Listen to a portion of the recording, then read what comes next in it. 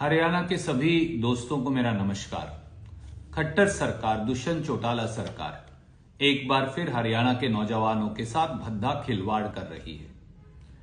हरियाणा के CM tweet करके झूठी वाहवाही लूट रहे हैं, परंतु पीजीटी और टीजीटी अध्यापकों की पोस्ट को कौशल निगम से भरकर, वो भी बगैर किसी क्राइटेरिया के, बगैर किसी मापदंड के, बगैर मेरिट को डिस्क्लोज किए, एक बार फिर इस पूरी भर्ती प्रक्रिया पर भी और नौजवानों के भविष्य पर भी प्रश्न चिन्ह खड़ा कर रखा है। ट्वीट खेलकर खट्टर साहब बच्चों की जिंदगी से खिलवाड़ मत करिए, सीधी सीधी बातों का जवाब दीजिए।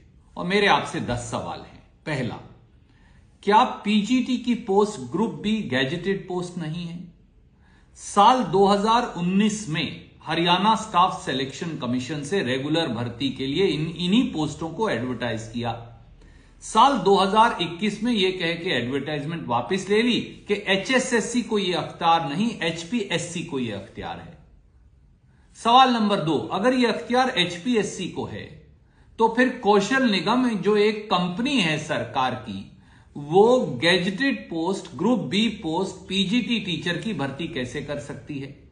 और बाद में फिर इनकी नौकरी इसी करके निकाल दी जाएगी कि भैया ये तो एचपीएससी के द्वारा भर्ती होने चाहिए थे, गलत बॉडी के द्वारा भर्ती किए गए हैं। क्या ये बच्चों के साथ धोखा नहीं?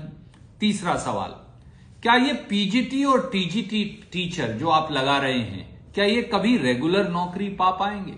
क्योंकि आप तो कहेंगे ये सही बॉडी के द्वारा भर्ती नहीं किए गए थे, संवैधानिक बॉडी थी ही नहीं, कौशल निगम, इनको यह अधिकार नहीं था। चौथा सवाल, सरकार और कौशल निगम ये क्यों नहीं बता रहे कि कितने बच्चों ने अप्लाई किया और सिलेक्शन का क्राइटेरिया क्या है, किस चीज के कितने नंबर दिए, मेरिट का निर्णय कैसे लिया? अगर ये पूरी भर्ती सीक्रेसी में है तो हमारे बच्चों, लाखों बच्चों ने शायद जिन्होंने अप्लाई किया होगा, उन्हें पता कैसे चलेगा कि वो रिजेक्ट क्यों हुए हैं? सवाल नंबर 5, जो कैंडिडेट भर्ती हुए हैं उनकी क्वालिफिकेशन क्या है, उनका आय का क्राइटेरिया या सर्टिफिकेट या मापदंड क्या है, आप ये क्यों नहीं बता रहे? इनको छुपा क्यों रखा है? ताकि कोई बच्चा जो पास नहीं हो पाया वो कंपेयर कर सके कि सिलेक्ट होने वाले बच्चे के मार्क्स उससे ज्यादा थे, कहीं मुझसे कम मेरिट के बच्चों को तो भर्ती नहीं कर लिया गया घालमेल करके, जैसा आप एचपीएससी एचएसएससी में करते आए हैं। सवाल नंबर 6, क्या खट्टर सरकार और कौशल निगम ने पीजीटी टीजीटी के एक्सपीरियंस और आय सर्टिफिकेट की जांच करवाई है? क्या परिवार पहचान पत्र में भर्ती हुए बच्चों की आय आपके मापदंड से अधिक तो नहीं है? क्या सैकड़ों शिकायतें इस बारे में आपको प्राप्त नहीं हुई तो आपने उनका क्या किया? सवाल नंबर 7, क्या कौशल निगम द्वारा की गई इस भर्ती में पीजीटी टीजीटी टीचर की अनुसूचित जाति और बैकवर्ड क्लास एससी बीसी का आरक्षण दिया गया है? कौशल निगम में आरक्षण क्यों नहीं दिया गया? क्या संविधान में जो सम्मत आरक्षण है उसको कौशल निगम, जो सरकार का निगम है, रिजेक्ट कर सकता है?